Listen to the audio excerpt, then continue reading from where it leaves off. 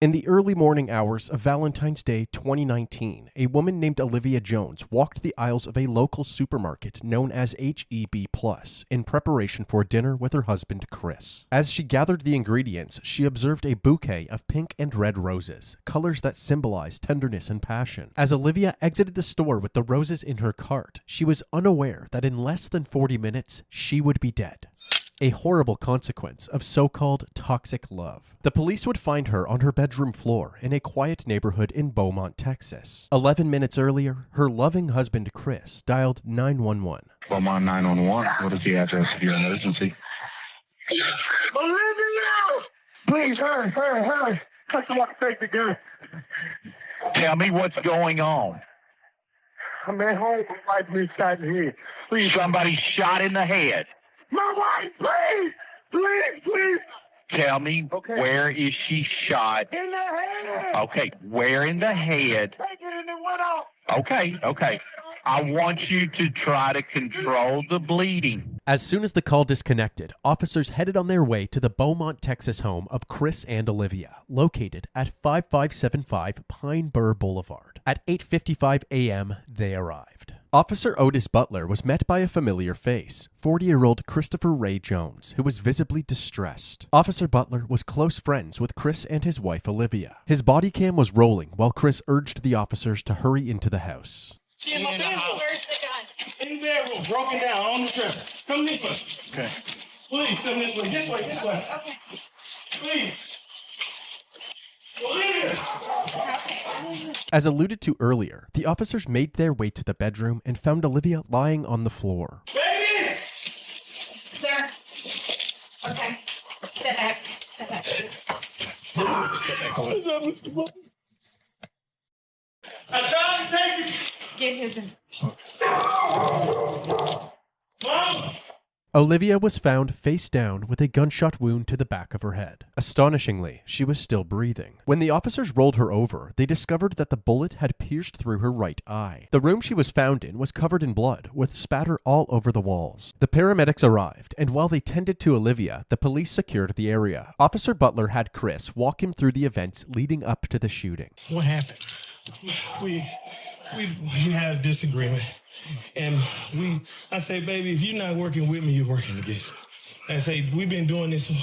My 19-year-old stepdaughter was 8. My 11-year-old was 1. I say, Olivia, we can't get it together. We can't be together. Okay. We got several beliefs. And I say, I just want a divorce. And her reaction was, she got the gun? I said, give me the gun. She like, I don't remember which hand. I'm like, give me that gun. What is you doing? Stop trying to scare me. I took it. So when you grabbed it, it went off? She yanked. I grabbed it and she yanked back. And the gun went off. Okay. The gun went off. Chris's story immediately set off red flags. How could such a large man be overpowered by his significantly smaller wife? Chris dropped to his knees in anguish, but there were no tears as he asked Officer Butler if he could go check on Olivia. Mr. Butler, I got help. No. You don't need to go in there, okay? Is she alive? Yeah, she is. She is. We got him. Is she alive, Mr. Butler? Please don't tell me she's alive and she's not. Yeah, when I saw her, she was. She was talking? She wasn't talking. Is she breathing? It looked like she was breathing, yeah. Ooh, good. Don't go in there, sir. Please. Sir, I need you to stay right here with me, okay? And calm down. Calm down? Upon learning that Olivia was still breathing, Chris's reaction seemed strangely devoid of relief or happiness. Another red flag for Officer Butler. Back inside the home, Olivia's wounds proved to be fatal, and just after 9 a.m., she was pronounced dead. Officers searched the rest of the home and noticed that in addition to the surveillance cameras installed on the exterior of the house, there were 2 more cameras mounted in the living room, monitoring the interior of the house as well. They also discovered the gun that Olivia was shot with, a 9mm pistol covered in blood. However, they found it strange that the gun was in a different room from where the shooting took place. If Olivia was holding the gun when it went off, how did it end up in a different room? The only logical answer was that Chris must have moved it. Following this discovery, the officers decided that the best course of action was to detain Chris until they had a better understanding of what really happened. As Chris was getting handcuffed, his 19-year-old daughter, Ariel, arrived at the house. She had already been contacted by Chris, who told her what had happened. She was clearly devastated.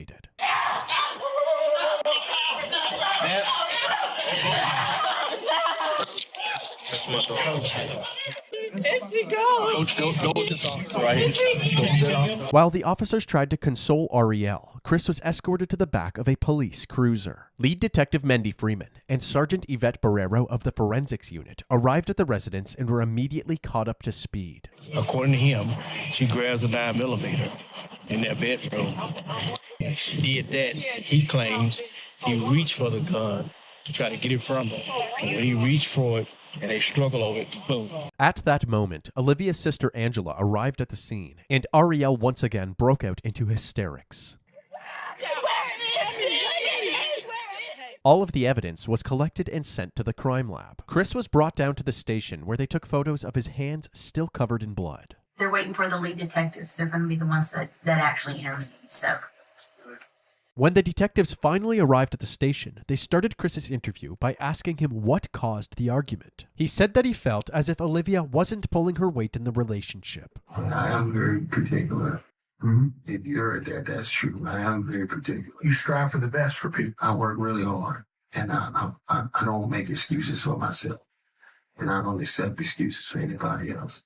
After telling her that he wanted a divorce, she went to the bedroom and grabbed the gun. what did you say? Really? You serious? Really? This is not going to solve anything. Okay. You know, this is not, you do not want to do that. Put that freaking gun down before you make a mistake and hurt yourself. She was crying. She was crying. Chris handed over his cell phone, which had access to the home security camera footage. Say, if you want to access just that camera, you touch that. And that's just that camera. Okay. You know what I'm saying? So far, let's go back to devices. Yes, sir. And everything is labeled. Carport, backyard, front door, back door, laundry room, inside garage, living room, kitchen. The police examined this footage, hoping to corroborate Chris's story. At 8:41 a.m., Olivia can be seen going about her morning routine in the kitchen. Then, all of a sudden, the footage cuts out. 3 minutes later, at 8:44 a.m., the video is back up, and Chris is captured frantically pacing around the house while on the phone with 911. 11 minutes later, at 8:55 a.m., the responding officers can be seen entering the residence. That means that Olivia must have been shot during this 3-minute gap in the footage. In the interrogation room, Chris was asked why this footage was missing. He claimed that he had no idea. We're still trying to pull up these videos here, okay? Why would there be no recordings on it? I don't know. It should be. Everybody that went in that house should be on it. But like I said, the internet, you can go through days and it pretty much does it. We shouldn't have bought that. You just keep, you can pick whatever day you want and it's never going to be consistent. That's why I say it was a waste of money. Well, I'm wanting desperately to find some video on here that corroborates what you're telling us, but almost all the videos start right after this event happened. Chris had a bunch of excuses, from internet problems to not charging the camera properly. But at this point, the detectives were taking anything Chris said with a grain of salt. It seemed more likely that Chris, the only one with access to the footage, had tampered with it. Since they did not have the video, they had Chris reenact the moment that he tried to disarm Olivia. Now go ahead and do my initial. She pulls it. Give me the... Okay. And I go. No, you're good. No, you're good. I want the chair. I'm sorry. You're fine. I like the chair, man. I'm reliving it. You are? I'm reliving it. So she should be shot in the back of her right head. Did you feel me twist your? Did you feel me twist? Back here. Did you feel me twist your? I twisted. With each question asked, it seems as if Chris was improvising the answer, actively trying to make the puzzle pieces fit together rather than telling the truth. The detectives ended their initial interview feeling more suspicious of Chris than ever. They then moved on to other members of the family, starting with Olivia's sister, Angela. Olivia Jones is your sister, right? We've been talking a lot lately. We talk every day. I drop her baby to her at the tax office. She's always been timid about everything. But she was the type that whatever went on in their home, she would keep it there. Yeah, she's kind of a private person. Yeah. She loved her baby so much. that she felt like she had to live for them. You know, she would never. Angela went on to reveal the extent of Chris's control over Olivia. She can't talk on the phone after a certain time. He controlled the finances. He never wanted to be in the presence of her family reunions, anything. He never came. But she would have to step off, and when he would call, and all you could hear was him screaming and yelling on the phone. His character is agitation. Like, his character is to be aggressive. I just don't get it. Because all she wanted, my sister was a married type. All she wanted was to be loved. Yeah. She loved love. Like, she loved her babies. She wanted to live for her babies. To make matters worse, Chris's ex-wife Letitia, who he initially met back in 1999, corroborated his pattern of controlling and aggressive behavior. I met Chris Jones in 1999. It was just like a constant fight. Like, he strangled me, choked me out, drugged me through the house. My skin was missing off my back. One time he bit my hand. He had this bite marks in my hand. This was what it was. If the house not clean, he's told me that he would kill me if I was to ever leave him. Told me how he would do it. The reason I never said anything or went for help was because I was extremely in fear of my life. Because I knew and I felt in my heart that he would kill me. And most damning of all were the allegations made by Olivia's daughter Arielle during her interview. She explained what it was like living at the house with her mom and Chris. One time they were arguing and I heard her say she couldn't breathe. I would see bruises on her. It broke her down to the point where she believed what he said. Mm-hmm. You won't be nothing without me, stuff like that. Right. Everybody knows my mom. Everybody knows my mom. Everybody knows that we were her world. With each person interviewed, the allegations against Chris were stacking higher and higher. They doubled back with him, urging him to tell the truth about what actually happened to the missing footage. To be honest, I videos. I look guilty. By deleting those videos, I look guilty. Not if you say right now, what you just say a little while ago, I freaked out, I panicked, I did some stuff I shouldn't have done. Is that one of them? Yes. How many did you delete? I don't know. Okay. I'm just afraid of being blamed for something I did do something that looks really bad on me. While the confession was a much-needed win for the detectives, there was still no trace of those crucial 3 minutes of footage. However, the detectives did their due diligence. They spent the days combing through all available footage from the house to see for themselves what daily life was like for the Jones family. In these recordings, the true nature of Chris and Olivia's relationship was on full display. Then you're gonna be looking stupid. Look on the floor. Look on the floor. Look on the floor, White. Look on the floor. Look on the floor. Look on the floor. Look on the... Why is that like that? You're not paying attention. What the f***, Leah? You wasn't worried about the son of a bitch a minute ago. That's your mother... Look at me like that, bitch. I'm not playing with you. Lazy. You want to do something, not enough? Give it here. You got all the goddamn answers. You don't do a goddamn thing around this. Right. This your ass, bitch. That's clean dish. That's clean. I didn't want to. They fell on the floor, so I didn't want to reuse them. You look at it. You don't pay attention to what the f*** you doing. You all over the place, Olivia. You ain't got the chance to claim your f***ing off. Food on the wall. Who you burning now? Me. Harriet don't live here. It's you. It's always been you.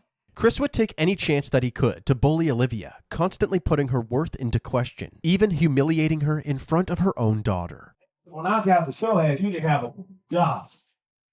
You was collecting unemployment. You just had If most men in this world want a woman that got what? You wouldn't be doing this if I wouldn't have got upset. You would have bagged that. Life would be so much easier for me if you start thinking. You do dumb because you don't think. This footage shed light on Chris's true colors and confirmed the allegations of abuse from Olivia's family. Detectives also looked into Chris's criminal records and discovered that he had a history of violent charges, including multiple assaults in 1996 and a domestic assault in 1998, which landed him in jail for a brief period of time. Even though they were still waiting for ongoing forensic analysis results, authorities believed that they had enough evidence to place charges against Chris. News this morning, a Beaumont man is now facing murder charges in a Valentine's Day shooting of his wife. Police say this man, Christopher Ray Jones, who worked as a correctional counselor at the Beaumont Federal Prison, killed his wife, Olivia. Chris was charged with first-degree murder and second-degree manslaughter in April of 2019. But unexpectedly, within 24 hours after being charged, he was released on a $150,000 bond and was put under house arrest with a GPS monitor. Now a man charged with murdering his wife is back at their home. 40-year-old Christopher Ray Jones was arrested and charged with shooting his wife in the face on Valentine's Day. His bond was set at $150,000. He paid and is now out. Many taking to social media to voice their concerns, stating things like, "Can't believe he's out on a $150,000 bond. That's crazy. What's wrong with our system?" And, "Can't believe they would make his bond so low that he got out. He should not be walking the streets." While out on bail, Christopher was allowed to continue operating the Jones family business, a food truck called One Plate at a Time. The judge allowed Chris to work while out on bail since the food truck is directly beside his home. However, this decision was controversial amongst Olivia's family and the community. They knew Chris was the only person with Olivia at the time of her death, and they all seemed to believe that he had killed her. This food truck on Concord Road in Beaumont is a hot topic on social media. It's not generating rave reviews from many, but condemnation from a grieving family. I don't see how would anyone want to support someone who murdered their wife on Valentine's Day, which is a day that we are supposed to celebrate love.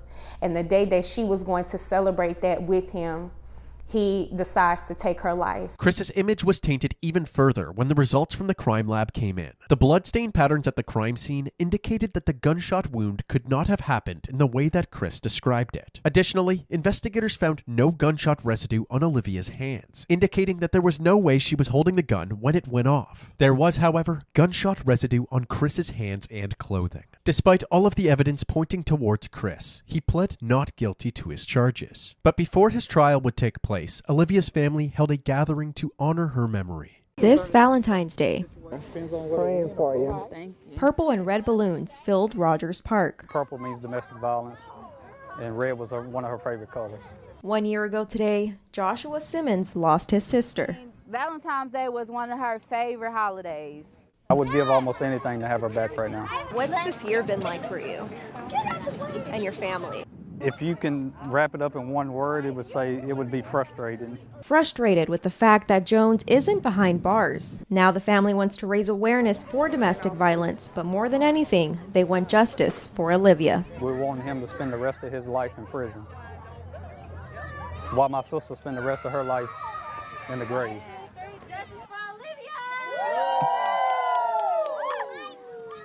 After finally having an opportunity to celebrate Olivia's life, her loved ones would once again have to face her death during Chris's upcoming trial. The courtroom was packed with family members from both sides. It had been over 3 years since Olivia's death, and despite the clear tension between the two families, they all wanted the same thing: justice for Olivia. Prosecutors Jimmy Ham and Mike Laird described Chris as an abusive partner with a violent past, and it was only a matter of time before something like this happened. Chris's defense attorney, Ryan Gertz, argued that Chris only grabbed the gun because Olivia was recklessly handling the weapon, putting both herself and Chris in a dangerous predicament. Forensic pathologist Celestina Rossi provided critical bloodstain analysis and confirmed that Olivia did not have any gunshot residue on her, contradicting the defense's claims that her death was merely an accident. The testimonies and evidence combined ultimately overpowered the defense team, and on February 8, 2022, Christopher Ray Jones was found guilty for the murder of his wife, Olivia Jones.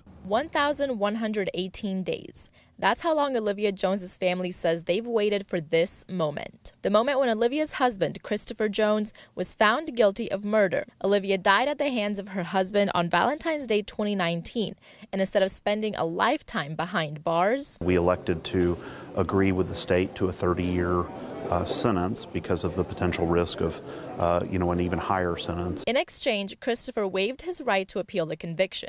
After the judge handed down this sentence, Olivia and Christopher's 2 daughters took the stand. Looking directly at their father, they described the impact of Olivia's death. The youngest daughter, who was only 11 when her mother died, said, quote, "I'll forgive you one day, but right now I can't."